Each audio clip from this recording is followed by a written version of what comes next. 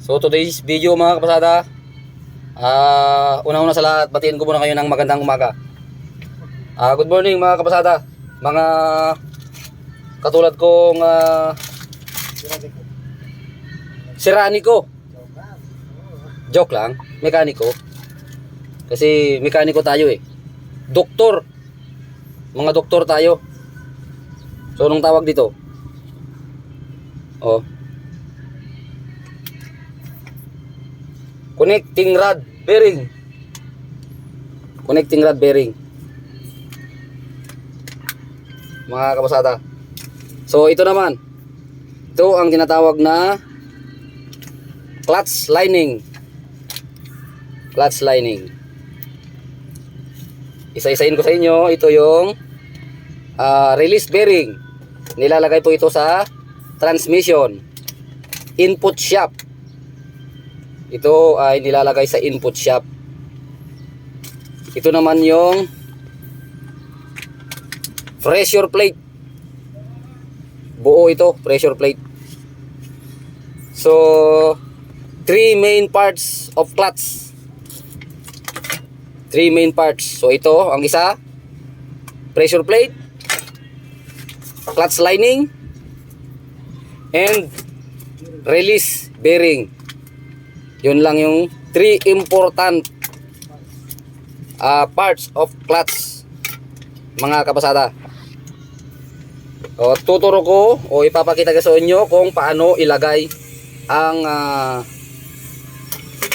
parts na ito, ang tatlong ito, mga kapasada. So pagpasensyaan nyo na po mga kapasada itong video ko. Medyo madilim kasi masikip. Kasi nandito tayo sa loob ng sa compartment ng makina. Sa ilalim.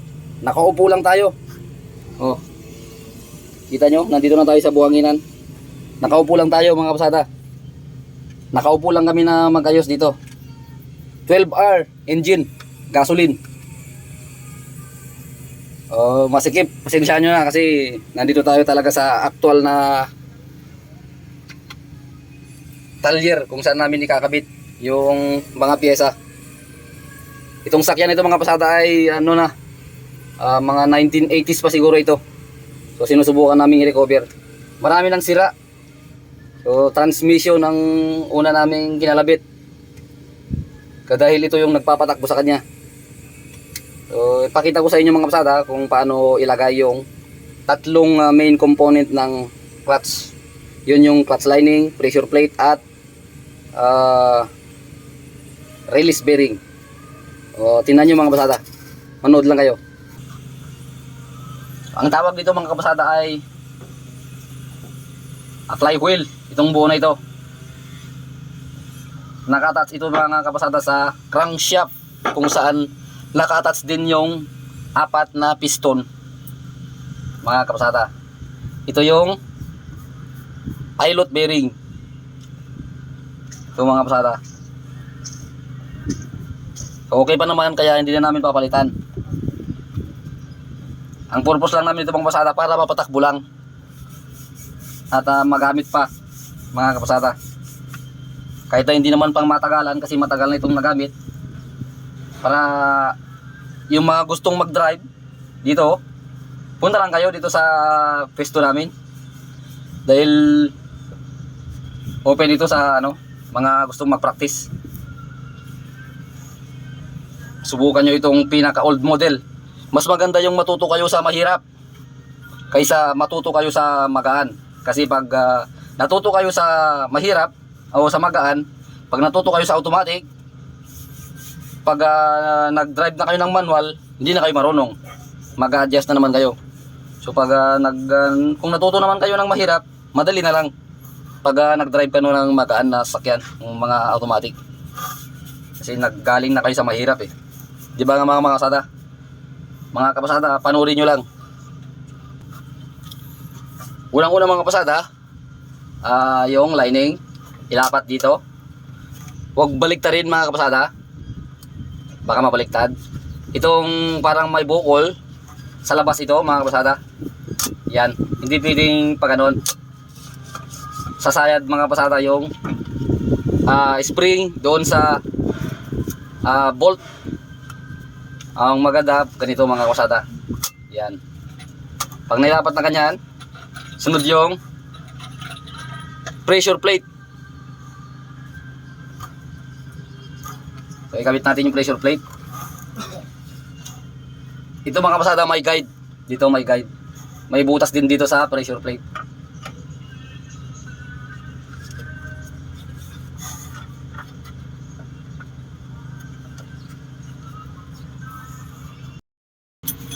Ano siya ganito?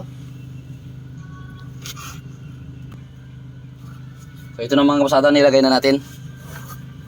So ang paglagay ng tornilyo mga kabasada ay isa-isa lang, X. Halimbawa dito inuna mo.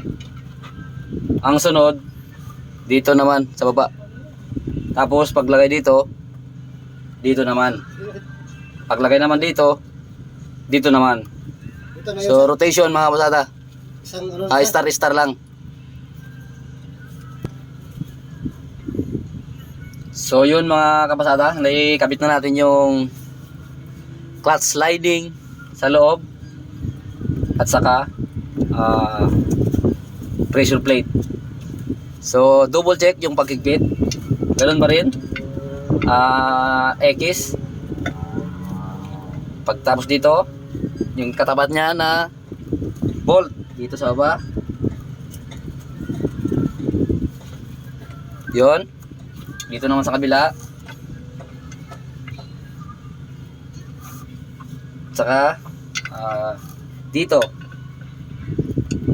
Gulatan nyo lang mga kabasada kasi sumasama.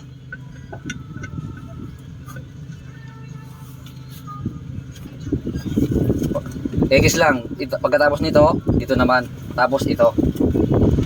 O, ganun lang mga kabasada. Ang purpose nun mga kabasada para magpantay yung itong ano niya mga kabasada, finger, itong tinatawag na finger ng pressure plate mga kabasada. Pag higpit mo dito, i-pre-press niya ito. Pag higpit mo ito, i-pre-press niya ito. O, ganun mga kabasada yung purpose kung bakit ganun yung paghigpit mga kabasada. So yun mga kabasada yung isang tips. So yun muna mga kabasada ang video natin ngayon. Please follow, like, share mga kabasada sa aking munting video mga kabasada. Thank you.